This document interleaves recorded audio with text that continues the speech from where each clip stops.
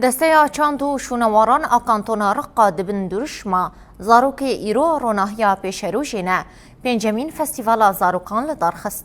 دروژا یکم آ فستیوالی ده کومنشانو گووند استرانان انج کانتونا رقا و طبقای بر همین خواه پیشکش کرن باشی آخافتن هاتن کرن و تیده هاتا دیار کرن گوه فستیوال در فتی ده زاروکان گوژی هات بوین نو بدست بخنو کسایتا خواه آفا بکن.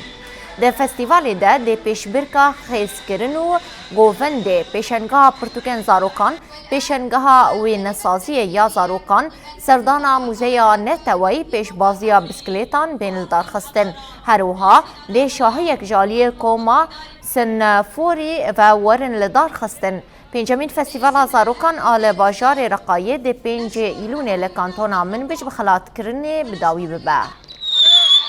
دم پیش ام خازن زاروک ما دم روزی خواب سرکفتی در باس بکن و لهمبر دجمن بسکنن و دجمن بزانه به ام بمزن خواب چوک خواب زاروکن خواب امکانن سرکفتن بن و دیجی هر تشتی کو لباجار مدمش. پر بسر کفتن و پر بکیف خوشینه اسپیروز دکم لزاروک دنیای تویدا و الحمو زاروک شهیدان و الحمو زاروک دنیای یعنی هرو کیف خوشیا که شاهیا که زاروک دنیای تویرا و از دبیم پیروز و بمبارکی بیل زاروک دنیای تویرا.